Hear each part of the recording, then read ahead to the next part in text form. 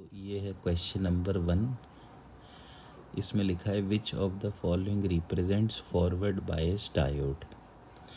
अब forward bias का मतलब होता है कि जो पी टाइप है उसे हाई पोटेंशियल पे होना चाहिए और जो एन टाइप है उसे लो पोटेंशियल पे होना चाहिए।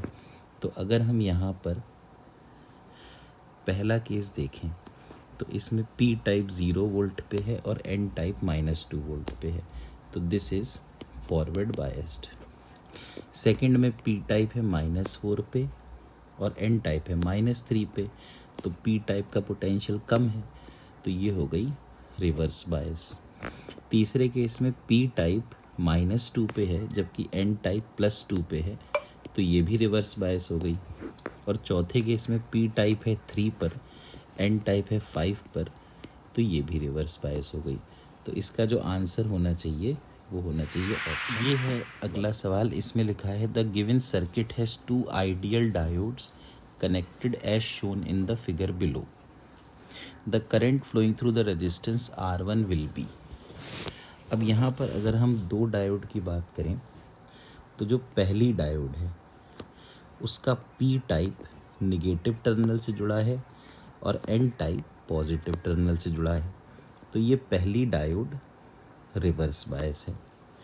जबकि दूसरी डायोड में पी टाइप पॉजिटिव से जुड़ा है बैटरी के और एन टाइप निगेटिव से जुड़ा है, तो ये जो दूसरी डायोड है ये है फॉरवर्ड बायस्ड।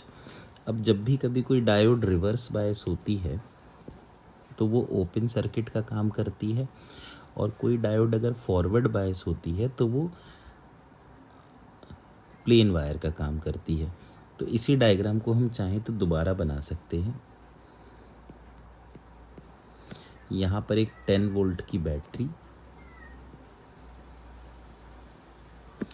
ये 2 ओम का रेजिस्टेंस, जो D1 है जो कि रिवर्स बायस है उसका ओपन सर्किट,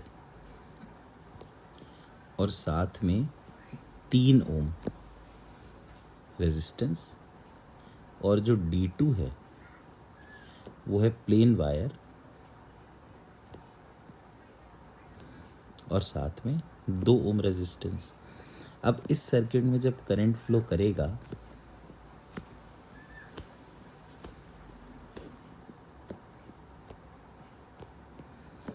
तो वो करंट इस तरह से फ्लो करेगा। तो हम ये कह सकते हैं कि 10 = I × 2 + 2, तो I की वैल्यू आ गई 10/4 यानी कि 2.5 एम्पियर। तो करेक्ट ऑप्शन विल बी 2.5। ये है थर्ड क्वेश्चन। इसमें लिखा है consider the junction diode as ideal, the value of the current flowing through AB is. अब जैसे कि हम इस डायोड को अगर देखें तो इसका जो P टाइप है उसका पोटेंशियल है 4 वोल्ट और जो N टाइप है उसका पोटेंशियल है -6 वोल्ट। तो चूंकि P का पोटेंशियल ज़्यादा है तो ये डायोड फॉरवर्ड बायस्ड है, और आइडियल डायोड जब फॉरवर्ड बायस्ड होती है तो वो एक प्लेन वायर की तरह काम करती है। तो इस सर्किट को हम अगर चाहें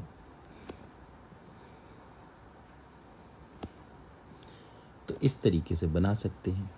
ये है 4 वोल्ट, ये है -6 वोल्ट, और ये है 1 किलो ओम यानी 1000 ओम।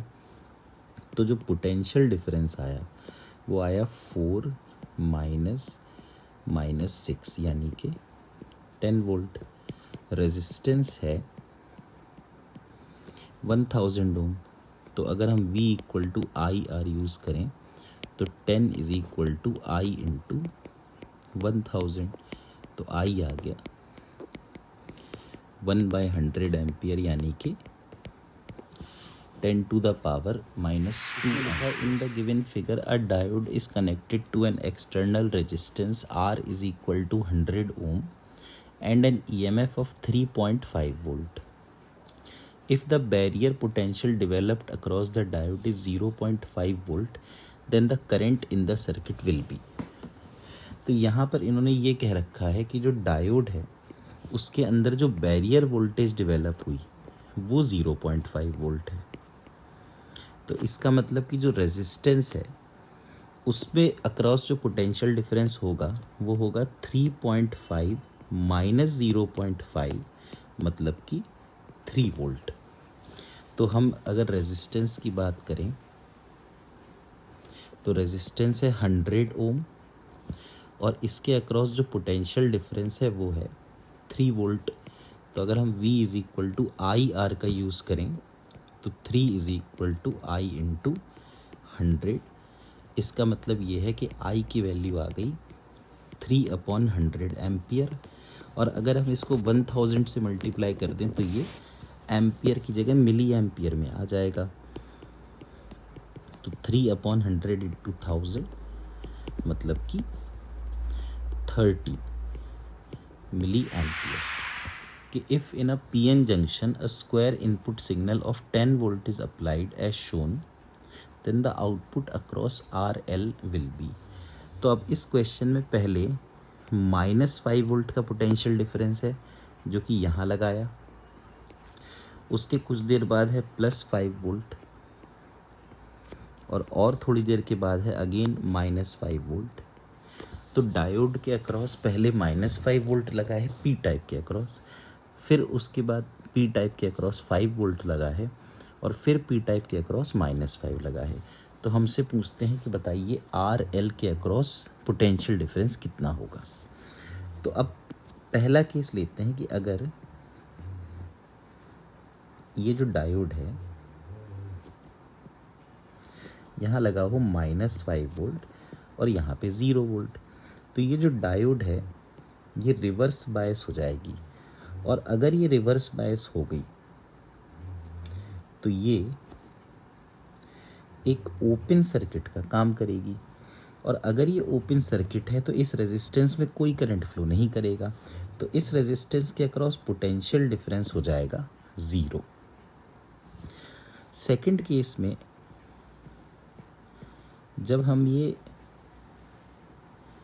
सर्किट बनाकर यहाँ पे +5 वोल्ट लगाएं तो चूंकि P टाइप +5 से जुड़ गया तो डायोड हो गई फॉरवर्ड बायस।